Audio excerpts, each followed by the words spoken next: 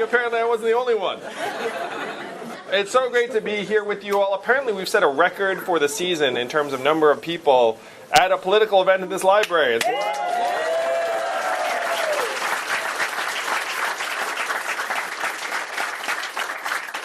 So I've been asking people, raise your hand with how many presidential candidates you've seen this cycle so far. So if I'm the first, it'd be like this.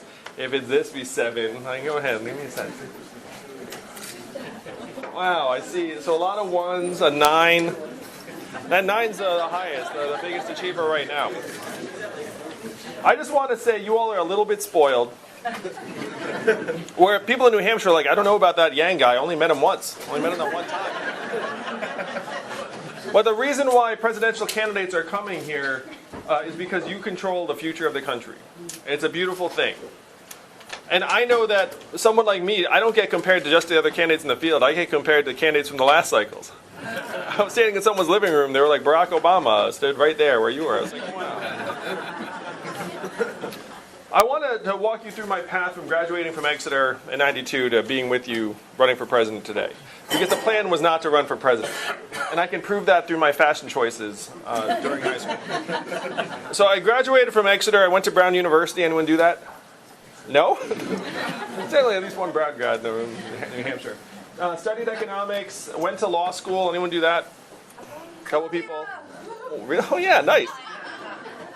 Went to law school, became an unhappy corporate attorney for 5 whole months. Dogs for the birds. So I left to start a business. How many of you all started a business? Or organization, let's say. So if you've started a business, raise your hand. You know how brutally difficult it is. And how whenever anyone asks you how it's going, what do you have to say? Great. It's great. Yes, you have to lie all the time. It's generally not going great. You have to be like, it's great. Because if you ever say, oh, it's terrible, then no one wants to like, oh, it's like, I don't want to buy your stuff then. I don't want to like help you. I was going to tell my friends about your business, but now I can't. So I started this company and it did not work out. It had its mini rise and maximum fall. My parents still told people I was a lawyer.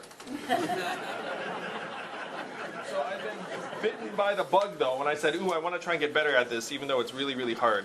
So I worked for a technology company for a number of years and then I became the head of an education company that grew to become #1 in the United States and was bought by a public company in 2009. Now 2009 was a rough time in the country. It was the aftermath of the financial crisis. You all remember the financial crisis? Can you believe it's already been like 10, 11 years? But man, was that a rough time in the country. And I thought I had some insight as to why the economy had gone south. It was because so many of my friends from Exeter and Brown and Columbia had become Wall Street whiz kids and had helped crash the economy by coming up with these exotic financial instruments and derivatives and the rest of it. So I said, okay, that's a train wreck. Don't want more of that. What would we want our people to be doing ideally? And so I thought, well, I've grown so much as an entrepreneur, I want to create more entrepreneurs around the country. And I had this joke, but it's totally true, that if you're a young person, you're not sure what to do, and you say, I want to go to law school, your parents will say, that's a great idea. It's easy to find law school, and the government will give you a very helpful $100,000 loan, no questions asked. If you say you want to start a business, your parents will say, that's a terrible idea. It's hard to find, and no one wants to give you a $100,000 loan. So there's no mystery why we have this oversupply of indebted, unhappy law school graduates and an undersupply of entrepreneurs in places like New Hampshire and Providence and New Orleans and Baltimore. So I started an organization called Venture for America. I donated some money, and I started calling rich friends and asked them, do you love America? The smart among them said, what does it mean if I say yes to this question? And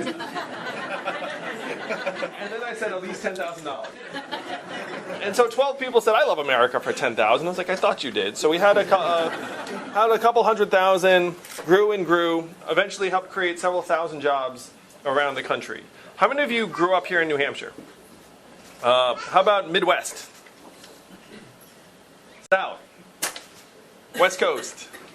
And then Northeast, some places it wasn't New Hampshire. Seems like the vast majority. So those of you who had your hand up at that last question, I'm like you. I grew up in upstate New York, went to high school here, went to college in Rhode Island. I had never been to Birmingham, New Orleans, Cleveland, Detroit. And I was blown away by the disparities between St. Louis and San Francisco and Michigan and Manhattan. If you make that flight, you feel like you're traversing dimensions or decades or ways of life and not just a few time zones. So I was learning all of this, and then Donald Trump became our president in 2016. And if you're here today, you probably did not welcome that development. Like, how did you all react? So there are some people here, I'm sure, that voted for Donald Trump.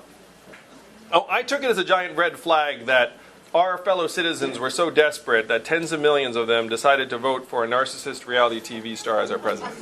It's like, that's a terrible, terrible sign. That's like a stop what you're doing. Particularly because in my shoes at that time, I was literally getting medals and awards for being the guy that helped create several thousand jobs around the country. And what I was trying to convey to people is like, you don't get it. I feel like I'm pouring water into a bathtub that has a giant hole ripped in the bottom. And then that water rushing out of the bathtub led to Donald Trump becoming our president. If you turned on cable news and tried to figure out why Donald Trump won in 2016, what would your explanations be based upon the cable news broadcasts? Russia. Racism. Facebook. The FBI. Hillary Clinton. Some mixture of those things. But the numbers tell a very distinct and different story. The numbers say that the reason why Donald Trump is our president today is that we automated away 4 million manufacturing jobs in Ohio, Michigan, Pennsylvania, Wisconsin, Missouri, and Iowa. All the swing states that Donald Trump needed to win and did win. New Hampshire lost these manufacturing jobs a bit earlier, but some of you remember that. And now what we did to the manufacturing jobs, we're going to do to the retail jobs, the call center jobs, the fast food jobs, the truck driving jobs, and on through the economy. How many of you have noticed stores closing where you live here in New Hampshire? And why are those stores closing? Amazon. Amazon's like a giant vacuum sucking up $20 billion in business out of retail businesses and your communities. How much did Amazon pay in taxes last year? 0. That's right. So think about that math. 20 billion out. 0 back, 30% of your stores and malls close, and the most common job here in New Hampshire and around the country is working as a retail clerk. The average retail clerk is a 39-year-old woman making between $9 and $11 an hour. So when her store closes, what is her next opportunity going to be? Poverty. Working a warehouse. We're trying to get a job in the Amazon Fulfillment Center before they automate that too. When you call a large company and you get the software on the other side of the line, what do? You dial 000 human as fast as possible, right? You're like, get the software out of my ear and get me a human immediately. I do the exact same thing. We all do it. In 2 or 3 years, the software is going to sound like this. Hey, Andrew, how's it going? What can I do to help you? It's going to be quick, efficient, delightful. You might not even realize it's software. You don't need artificial general intelligence to do that job. You just need a really good decision tree and a lot of prompts. Whereas the AI can actually recognize even changes in the tone of voice. They can know if you're getting irritated. They can start going down different decision trees. What is that going to mean for the 2.5 million Americans who work at call centers for a living that make $14 an hour right now? I spoke to a group of 70 CEOs in New York City, and I asked them, how many of you are looking at replacing your back office clerical functions with artificial intelligence? Guess how many hands went up out of 70? All 70. That's right.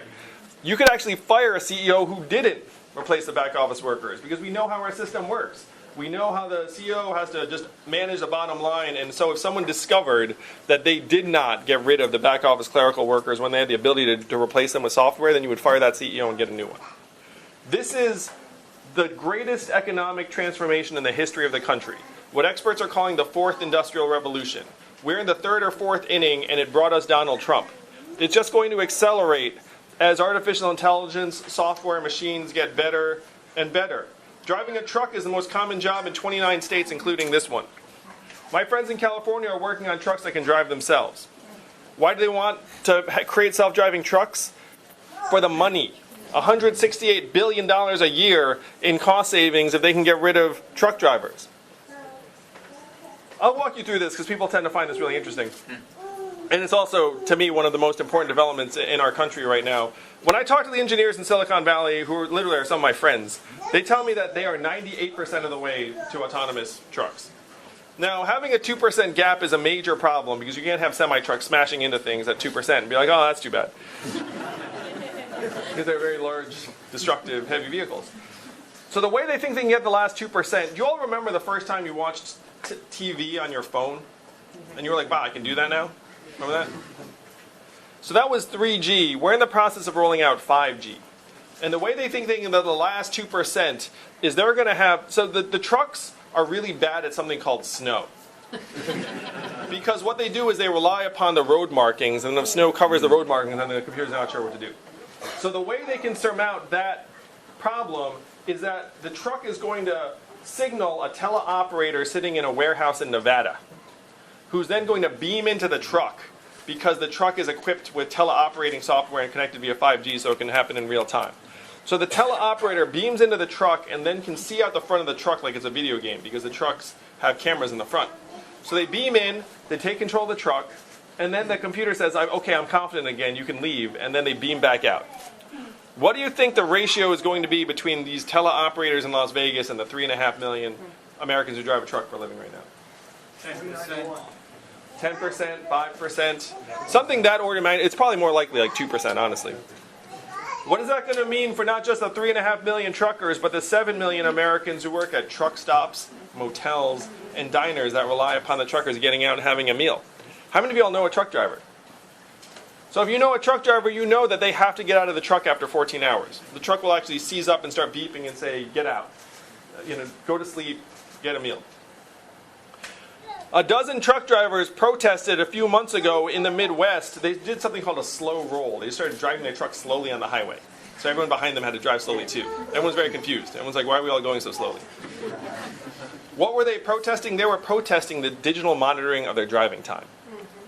How do you think they're going to react when it's a robot truck that doesn't stop and it's their livelihood? Only 13% of truckers are unionized. 87% are mom and pop businesses. They took out massive loans to buy a few trucks. They hired some drivers. Imagine if it was your life savings at stake and there's a robot truck that never needs to stop. When I dug into what happened to the manufacturing workers, I went to the folks in Washington, D.C. My first move was not to run for president, because I am not insane. My first move was to go to D.C. and say, guys, America's going through the greatest economic transformation in our history. We're scapegoating immigrants for something immigrants have nothing to do with. America does not understand. What are we going to do about this set of problems? I had my math, my PowerPoint deck, like my figures, the rest of it. And what do you think they said to me in Washington when I came to them with this case and this question? We can talk about it. Yeah, number one, we cannot talk about that. Number two, we should study that further. And number three, probably the most common, was we must educate and retrain all Americans for the jobs of the future. That sounds pretty responsible. You'd be like, oh, good, and then you just leave. What I said was, look, I checked the numbers. Do you all want to guess how effective the government-funded retraining programs were for the manufacturing workers who lost their jobs? 15%. 0 to 15%. They were largely a dud. And so then when I said that to the folks in D.C., you know what they said to me? I guess we'll get better at it. Yep. That's what passes for policy. I studied economics at Brown. How many of you all studied economics? People always did. What did our macroeconomics textbook say would happen to the 4 million manufacturing workers who lost their jobs? Invisible hand. Invisible hand, that's right. They'd get retrained, reskilled, move for new jobs that are higher productivity, and all would be well. Remember that, macroeconomics? You get a B in that class? So when you dig into the data as to what happened to the manufacturing workers in the Midwest and the South, you find that the invisible hand was not there for them. That instead, half of them left the workforce and never worked again. And of that group, half filed for disability. And then you saw surges in suicides and drug overdoses at unprecedented levels in those communities, to the point that American life expectancy has declined for the last 3 years. You all want to know the last time American life expectancy declined 3 years in a row? The Spanish flu of 1918. 100 years ago. Global pandemic, killed millions. That's the last time. We're back in that territory now, because suicides and drug overdoses have both overtaken vehicle deaths as leading cause of death. And it's very much lined up, because if you look at it geographically, the concentration is highest in areas that had the highest concentration of lost manufacturing jobs. What happened to the manufacturing workers will happen to the truck drivers, actually at a higher degree. Manufacturing workers are approximately 70% male, range of different experience levels and backgrounds. Truck drivers are 94% male, average age 49, average education high school or 1 year of college. Tens of thousands of them are ex-military. It's a relatively uniform group. I was at a truck stop recently, and I say to you honestly, if you said I'm here to retrain you, they'd be more likely to punch you in the face than sign up. That's true. Like, have you been to a truck stop lately? You know what I'm talking about? You walk around and be like, hey, I'm the government retrainer. I certainly don't want that job. So I came out of Washington with this feeling, like you all, I have a feeling, are also, let's say, skeptical that Washington's up to some of these challenges. And there was a person in Washington who sent me here to you all. He said, Andrew, you're in the wrong town. No one here will do anything about these challenges because this is not a town of leaders, this is a town of followers. This is a direct quote. I was like in this conference room, very fancy conference room. He said this to me, and then he said the only way we would do anything about it here in DC is if you create a wave in other parts of the country and bring it crashing down on our heads. And I said, challenge accepted. I'll see you after I come back with the wave, and that's why I'm here with you all today.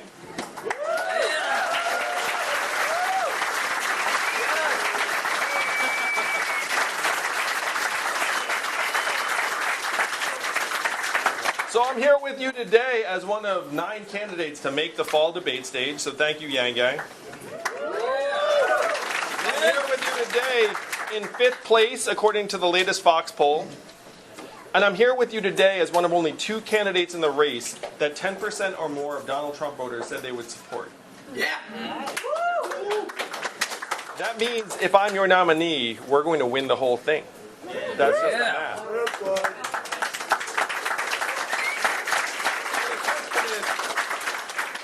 So the question is, what are we going to take to the rest of the country? This room, how many of us are there? I should ask someone officially. What's the attendance count? Like 250? We're not even saying, all right. We can't say it because it would be problematic, to be honest about the So I'm just going to, what is the actual legal capacity of this room? 162. Okay, so there are exactly 160.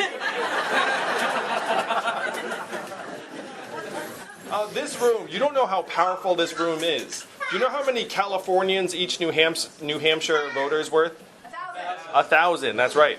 So this is the equivalent of 163,000 Californians. That's 4 football stadiums worth of Californians in this room. This is the kind of room you can launch a revolution from. That's why it's so much fun to be here. New Hampshire is one of the only places in the country where a democracy actually functions, where the will of the people is important, where you can change the course of history. Most of the rest of the country looks at you all enviously because where they are, they think they just have these giant pipes clogged with money and their votes don't matter. They're right. Their votes don't matter. True. I'm just telling like it is. Your votes matter. That's why I'm here. That's why the candidates are going to keep coming. So what are we going to take to the rest of the country? If you've heard anything about me, remember this is like the first time you heard anything about me was something like this. There's an Asian man running for president who wants to give everyone $1,000 a month. Y'all remember that? Remember the first time? And the first time you heard that, you were like, ha ha, that's a gimmick, that's a joke, never happened, too good to be true, and dismissed it. Don't worry, it's okay. I got it. But this is a deeply American idea. It's been with us since our founding. Thomas Paine championed it. In the earliest days of the country, called it the citizen's dividend.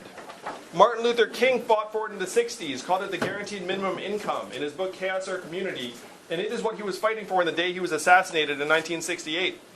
Milton Friedman and 1,000 economists endorsed it in the 60s and 70s. It was so mainstream that it passed the U.S. House of Representatives twice in 1971 under Richard Nixon. And 11 years later, one state actually passed a dividend where now everyone in that state gets between $1,000 and $2,000 a year, no questions asked. And what state is that? And how do they pay for it? Oil. And what is the oil of the 21st century? Technology, data, AI. A study just came out that said that data is now more valuable than oil. In Alaska, they call it the oil check, and they love it. We're going to call this the tech check, and all of America is going to love it. And if you ask, how can we possibly afford $1,000 a month? Again, Amazon, trillion-dollar tech company, paid 0 in taxes, less than everyone in this room. Of course you're going to have a hard time affording things if your biggest winners are paying 0 in taxes. And that's not an anomaly. They regularly pay 0 in taxes. It's unusual that they do pay taxes. Think about that. They're just doing their job. They have very good accountants. They go into Jeff's office at the end of the year and say, hey, Jeff, great news, 0 taxes again. And then what does Jeff do? Jeff goes, that's the news I like to hear. And then he goes into his vault in the back, takes giant sacks of money, throws it on top of the accountants. The accountant's like, good job. This plays itself out in Seattle every year. It is not their fault. Whose fault is it? It's our fault. If we've designed a system that allows a $1 trillion tech company to pay 0 in taxes, that's on us. So what we have to do is we have to give the American people a tiny sliver of every Amazon sale, every Google search, every Facebook ad, every robot truck mile. And this amount of value is so immense that we can generate hundreds of billions in new revenue very, very quickly. Particularly because when the money comes into your hands, how are you going to spend $1,000 a month in real life? Rent, tuition, student loans, healthcare, sports activities. I like it.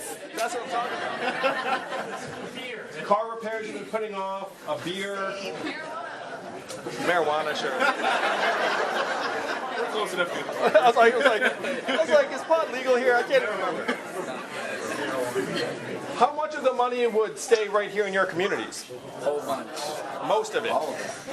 Not all of it. Some of it would float up to the cloud again, but most of it would be right here. It would go to daycare and car repairs and Little League signups, on the occasional night out. It would flow through your communities. It would create more than 10,000 jobs right here in New Hampshire. It would also create a path forward for rural areas that right now are getting depleted by the modern economy and having Main Street stores closed.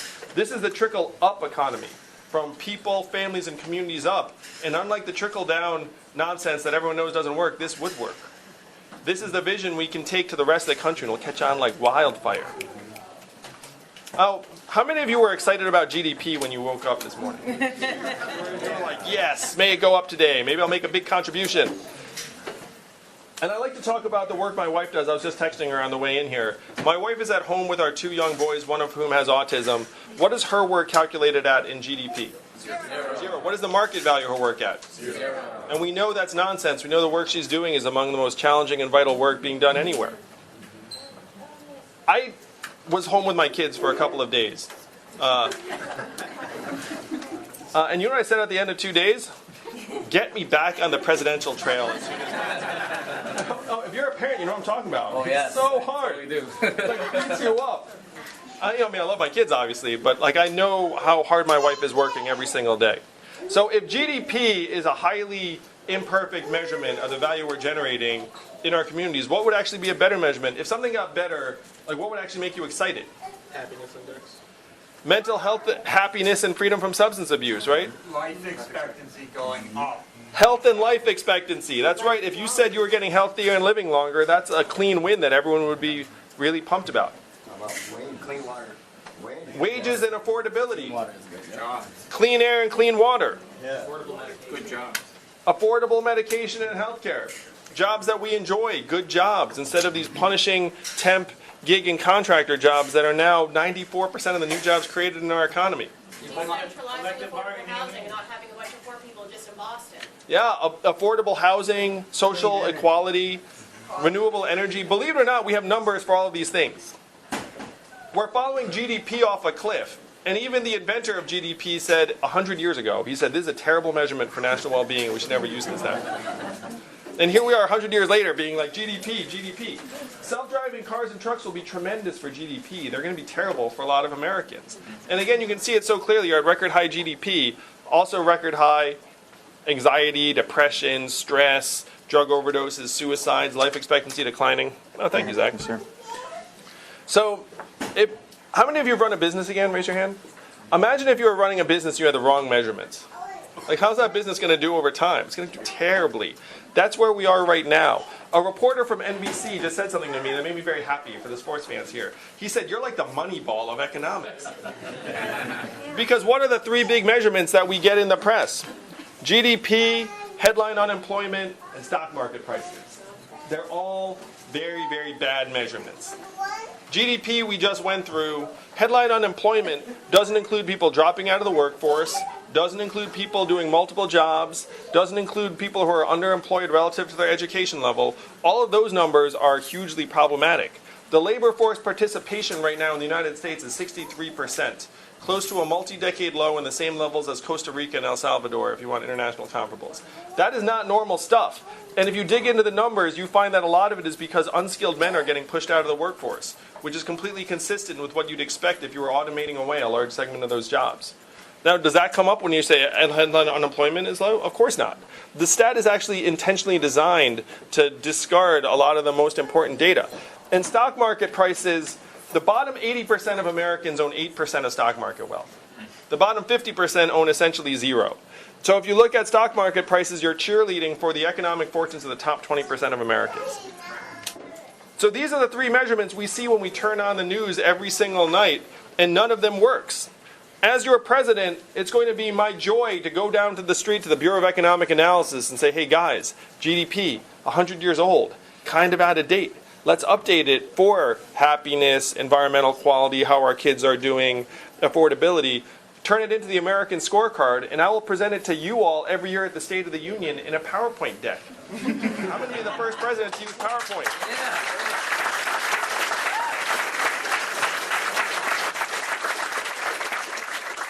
So this is the vision we can take to the rest of the country in 2020, an economy that's centered around our own well-being, of seeing ourselves as the owners and shareholders of this country instead of being inputs into this giant capital efficiency machine.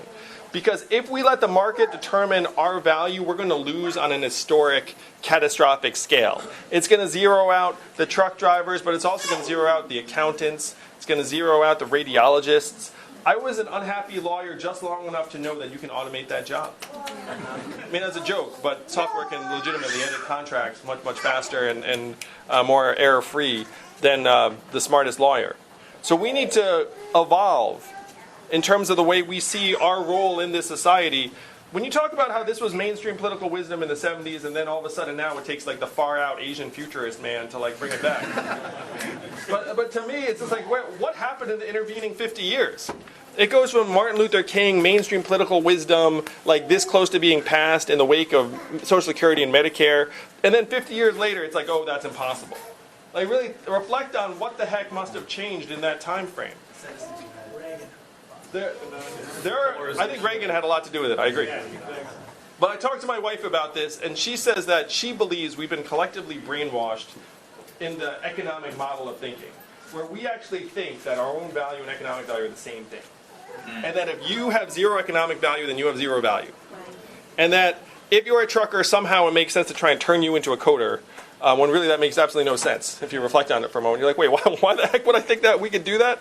Or that we should do that? Or that person wants that? It's because if the person doesn't have economic value, then they have no value.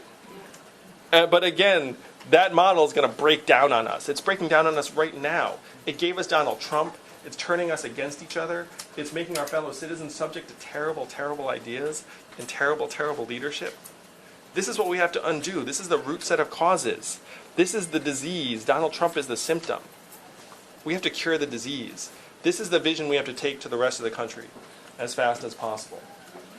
Oh, Donald Trump's our president today, and I think about this a lot. Donald Trump in 2015, what was his fundamental message?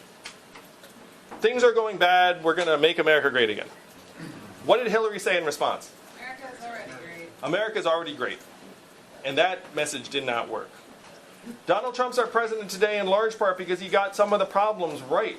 But his solutions are the opposite of what we need. His solutions were we're going to build a wall, we're going to turn the clock back, we're going to bring the old jobs back. We have to do the opposite of all that. We have to turn the clock forward. We have to accelerate our economy and society as fast as possible. We have to evolve in the way we see work and value. And I am the ideal candidate for that job because the opposite of Donald Trump is an Asian man who likes math. I'm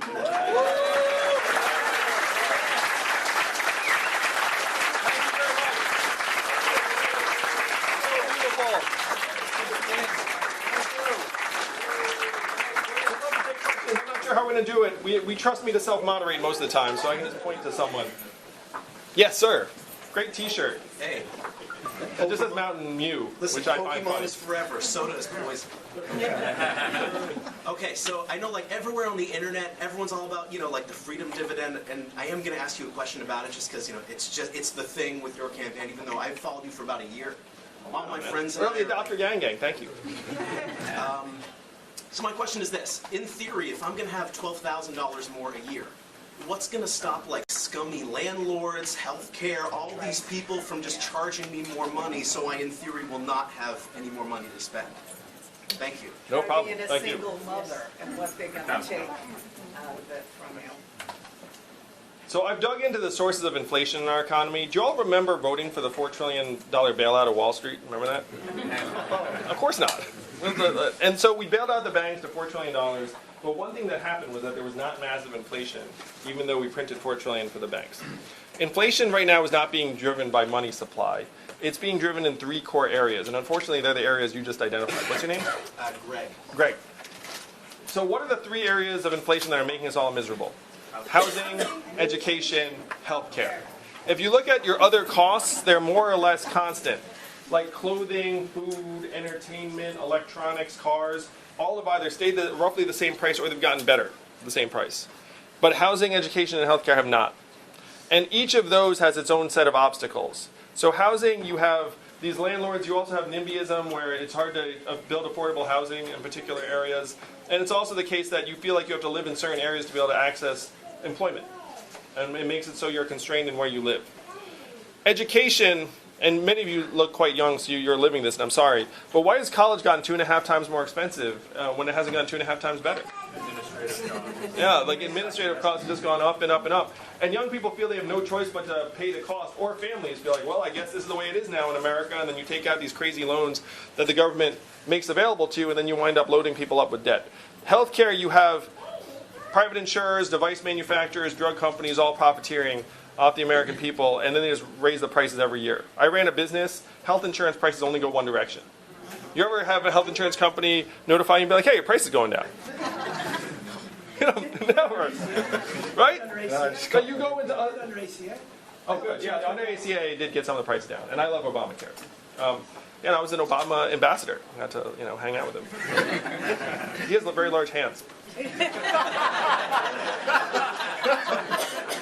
So if you got this money in your hands, it would not cause inflation in all these verticals where there's a lot of competition. It would help you manage inflation in healthcare, education, and housing. And I have separate plans to try and control the costs in education, healthcare, and housing, because those are the 3 problem areas. Now, it's easier for a landlord to stick it to you if you don't have this portable income that goes with you everywhere you go. So let's say you lived in a rental right now, and then your lease is up, and then your landlord shows up and is like, hey, Greg, we just freaking jacked up your prices because President Yang and the Freedom Dividend, I know you got the money. And then you look around and be like, well, I don't enjoy this. I'm cost sensitive. I'm looking for a bargain. So then you get together with a couple other people and you say, among the 3 of us, we're getting $3,000 a month. How about I stick it to this landlord, I walk out, and then maybe we buy some fixer-upper together, or it's portable and we can move around. You're actually much harder to exploit if you have portable income that goes with you anywhere, and you can pull it. This could give rise to many different communal living options for many, many Americans, because you get 6 friends together, all of a sudden, holy crap. With $6,000 a month, you could look around the whole town and be like, what are we going to do, guys? So it's a way to help balance the negotiating power. The Freedom Dividend actually was originated by a guy named Andy Stern, who used to run the biggest labor union in the country. And what he said was this is going to make us more exploitation proof. It makes us much, much harder to exploit because this dividend's coming into our hands, and it increases our bargaining power. Miss. So I agree with a lot of what you said. The thing I don't agree with is what you're going to do for those truckers and all the jobs that they're going to be losing. So what is the plan to re-educate them, or however this is? So I was endorsed just this past week by Elon Musk. Very exciting. And I've also been endorsed by Jack Dorsey, Alexis Ohanian, who's Serena Williams' husband. Reddit. Reddit. Reddit has endorsed you. I thought Reddit has endorsed me. So there are a bunch of technologists who believe that we're automating away these jobs and want to do something about it. So if you're going to save $168 billion on the truckers, for example, I'm proposing we set up a trucker transition fund. That if you're going to save $168 billion, you can put aside tens of billions that helps truckers find new opportunities. The tough truth is that if you set a retraining program, which is the customary government approach, it would work for approximately 15 to 20% of the truckers, and the other 80% are in different shape. So as president, let's imagine you're a trucker. Right now it's 2021, and you're like, wow, President Yang's in. Good, because he seems to understand what's going on in my industry. You get $1,000 a year for 5 years because your job's going to be there for 5 years. And then there's a trucker transition czar who's like, okay, now your job's gone, but at this point you have $50,000 in savings. We have this massive amount of resources that we're going to deploy to help you find a new path forward. And then that trucker has at least the beginnings of a foundation to take a step forward. There is no magic bullet, but the great thing about it is imagine your town's in New Hampshire with another $12,000 a year in everyone's hands.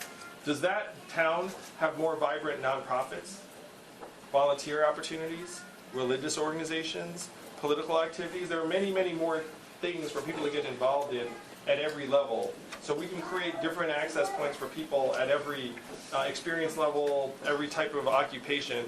There's no magic fix, but this is the best path forward to build an economy that would actually give people a chance to find their next step. Yes? Hi.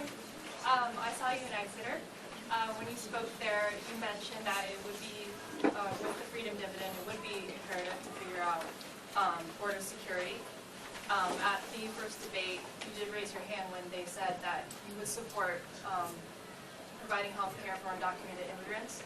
I'm just wondering, for the people on the right side of the aisle, what do you say to them in terms of what you're going to do regarding immigration and the Freedom Dividend? So the Freedom Dividend would be for U.S. citizens only. There's a very, very powerful incentive to try and become a citizen.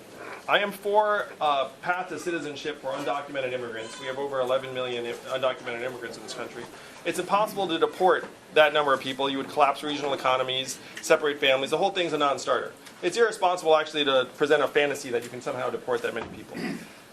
Right now, there are problems because you don't know who anyone is. They hit your institutions, they get into car accidents, they go to hospitals. Right now is a very problematic approach. And the Republicans, under Marco Rubio and others, at one point championed a path to citizenship. This was historically bipartisan. It's just the Republicans have gone another direction. So I'm not someone who thinks that we need to enforce the southern border. We need to put proper resources in place. And when during the first debate I raised my hand to say, hey, this healthcare program should apply to undocumented immigrants, that doesn't mean it's cost-free.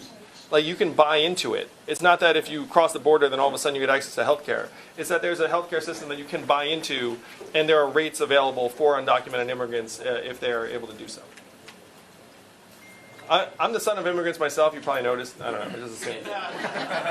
So I'm very pro-immigrant generally. And for people who are here studying abroad, we should be trying to keep them here instead of sending them home to compete against us. That's not the right way. Can't have my kids competing against us.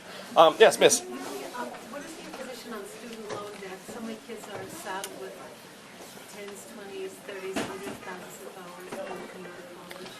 So the questions about student loan debt, which I agree has reached crisis proportions in this country. We're up to 1.5 trillion in student loan debt. Up from, and so you guys these are big numbers, you might not know, but it was less than 100 billion in 1999. Now it's 1.5 trillion 20 years later. That's over a 15-fold increase. Like, that's staggering. This really does echo the subprime mortgage bubble. Like, we just racked up the student loan debt to epic levels. The default rate is going up. The average indebtedness now is around 30,000 or so. I think it's 37, right? 35, thank you. 35,000. Now, the tough part is that we've been overprescribing college to our young people. We've been saying to them, college, college, college, and if you don't go to college, then you don't have a path forward. Only 6% of American high school students are in technical, vocational, or apprenticeship programs. In Germany, that's 59%. Think about that gulf. And a lot of the technical and apprenticeship jobs are actually the hardest to automate. Can you imagine what it would take to make a robot plumber? Think about that. There's going to be a human plumber for a long time. And then he's going to tell us that he did something and was very expensive, and then we'll be like, all right. I don't have the experience. I don't know. So number one is we have to emphasize that there are different paths forward that do not involve a college education. Number two, we have to work with the colleges to get their costs down. And the way I would approach that is to say, look, your administrator to student ratio has more than doubled over the last number of years, while your prices have doubled. So guess what? We're going to tie your government grants and your tax-exempt status and your federal money to your administrator to student ratio. You have to get it down over time. And the schools are going to scream bloody murder over that, but they're going to find that those administrators have very little impact on the student experience. And most students are not interacting with many of these administrators on a daily basis. And then the third thing is I would forgive a significant proportion of the outstanding student loan debt. Because this $1.5 trillion, we have a stark choice to make. The choice is, are we going to prioritize the financial institutions and say to our young people, you need to live in your parents' basement, you need to pay off these loans for years, or do we want them to move out, start businesses, start families, move society forward? That's a very easy choice. With the financial crisis, we chose the banks. This time we need to choose our people.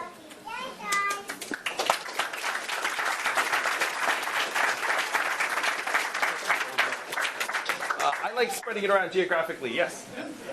Yeah, I'm a software engineer, so I understand a lot. I see a lot of the problems in real time. Actually, got nothing done for it today, so I'm going down the AI. So I agree with a lot of the policies here. Your slogan is first. I'm wondering where do you stand on human rights issues such as the Israel-Palestine conflict, and would you support a two-state solution? Thanks for your support. Here are the top 5 occupations of donors to the Yang Gang. Software engineer is number 1. Number 2 is driver. Number 3 is teacher. Number 4 is warehouse fulfillment center. And number 5 is retail clerk. So these are the people that are closest to the action. When I talk to software engineers, they're like, oh yeah, it's real, because they know what's going on. I am for a two-state solution. It's, to me, the best path forward in terms of the Israeli-Palestinian conflict. And that has been historically the stance of the U.S. We've just sort of fallen off that very recently. Oh, I hate to be the heavy. 2 more questions and then... No. There's a lot of selfies out there waiting to be taken. No. We'll probably go a little bit past 2. We'll go a little bit past 2. Oh, yeah, sure. My biggest concern, what Trump is doing or starting to do to the environment, what that's going to look like if he's in another 4 years, not good. And a real classic is the Pebble Mine. I don't know if you're at all familiar with that. What's your take on that Pebble Mine? Well, I mean... You know, what do you think is the solution? Because there are 2 sides to it. But. So, the first thing I do is appoint a head of an EPA that actually believes in the mission of the EPA.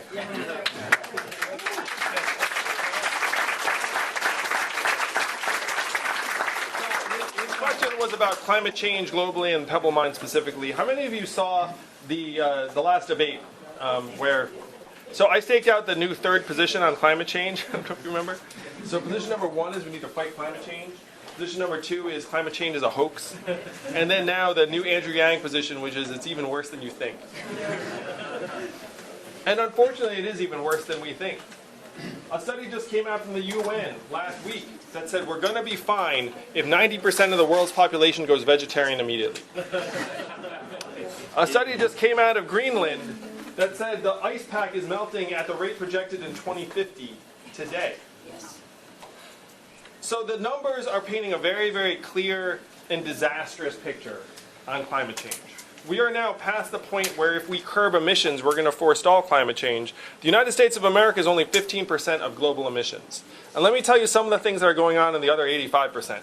So China's investing hundreds of billions of dollars in renewable energy, and then they're taking their coal-fired dirty plants and then giving them to Africa. They go to Africa and say, hey, we got great news for you. We got a power plant for you. It burns coal. And then Africa's like, sign us up. Because if you're a developing country, you just want the cheapest energy source that anyone's going to present to you. It doesn't matter what it's doing to the environment.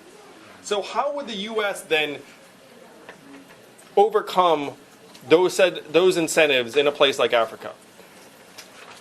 We would have to go in with clean energy that's somehow cheaper and more cost efficient and a better deal for those societies than the coal plants that they're getting. So not only do we need to curb our own emissions, we need to go to the rest of the world, the developing world, and try and get their emissions down. I mean, this is going to be an incredibly huge challenge. In my view, we need to also start mitigating the worst effects of climate change that we're seeing around us every day. July was the hottest month in human history. So thinking climate change is now, like, in the future, it's now. You're seeing the floods, you're seeing the hurricanes. We need to start trying to make our society stronger, create jobs, create a more renewable, sustainable infrastructure, and even do more dramatic things like reforest tracts of land because the trees are going to help capture carbon, and reforest the ocean. Now, hear me out on this. You have to have marine permaculture arrays of kelp that we essentially seed in oceans to try and revive some of the marine life, because the Atlantic Ocean is losing 4 to 8% of its life every year now. I mean, the stats are terrible. As soon as you dig into the science, you're like, wow, it's getting really, really bad. So we're past the point where doing less of the bad is going to save us. We have to start proactively doing good.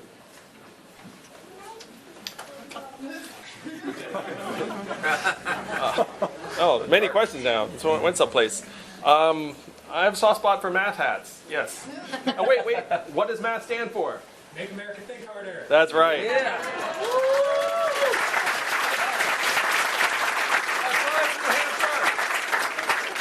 Fire away. So across the country, in particular here in New Hampshire, we have a problem with young people moving out of the state. Going to college, getting a job at some startup in, say, Boston, and not coming back. Yeah. How do you, at the federal level, incentivize people coming back to their home states once they've gone to college and gotten that degree, gotten that education? I feel very strongly about this because I've seen the brain drain on both sides now. And if you're a young person, the temptation is to say, I have to go to Boston or wherever in order to access the kind of opportunities I want.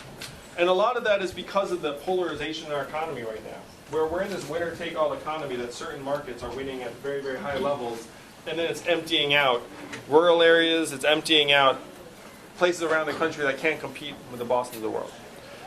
The Freedom Dividend is like the great rebalancer for the economy. Because all of a sudden, if you're a town of 10,000 people in New Hampshire, it's a pretty small town, you're going to get another 10 million a month. That's going to be sustainable. It's going to make it so that if you're a young person in that town and you want to do something, you actually will have a much better chance of finding an opportunity that you might enjoy, or arts, creativity, starting a business, culture, volunteerism, all of those things get supercharged in an economy where people have that level of economic resources. This, to me, I spent 7 years doing this work, so I'm very passionate about it. And I got clapped on the back, I got trophies, I got awards, I had a movie made about my organization, and I was like, none of this is going to work, because I see how dramatic the dynamics are. So the only way we're going to rebalance the economy so young people don't feel like they have to leave New Hampshire is through something like the Freedom Dividend. And that's the magic of being here in New Hampshire. If I was anywhere else in the country, we could have this conversation, this meeting, this gathering, and then walk out into the night and say, well, that was interesting, but there's not much we can do. In this room, we can do it. There is nothing stopping the majority of citizens in a democracy from voting ourselves a dividend. Nothing at all. They did it in Alaska, which is a deep red conservative state. It's been proven for 40 years. We can do it in the rest of the country because, in my opinion, you should not have to leave your town or your state to have a good life in the United States of America.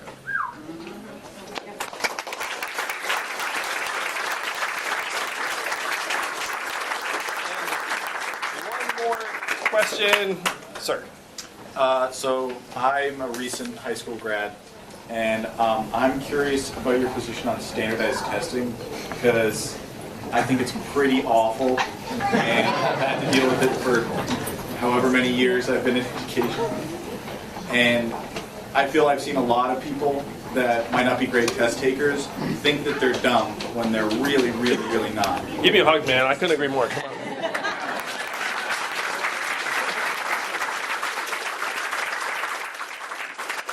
Take it from someone who's really good at filling out bubble cards. Those tests do not measure anything except the ability to fill out bubble cards. And right now, we are punishing so many of our young people. They're showing up and they're saying like, oh, like it's me, like, you know, I'm not meant for this, da da da. It's like, it's such nonsense. The SAT, we came up with it during World War II as a way to keep smart kids from going to the front lines. Think about that. We designed that being like, oh, we're going to keep you from the front lines. And then somehow that test became the determinant of human value in high schools around the country. one of the things I say is like somehow every year became wartime. It makes no sense. We're preparing our young people for an economy that really needs to become more human very, very quickly. And the SAT and other things are like funneling people. I've been to the top of the educational food chain, and I know that the top of the educational food chain actually makes us much less human. You know what I mean? Like if you think about the people that we're rewarding at the highest levels economically, they're the people that can act the least human. Corporate lawyers, management consultants, hedge fund managers. It's like the people who just become instruments of the market. Then we say that's worth a ton, and that's what our educational system is driving people towards. That's the opposite.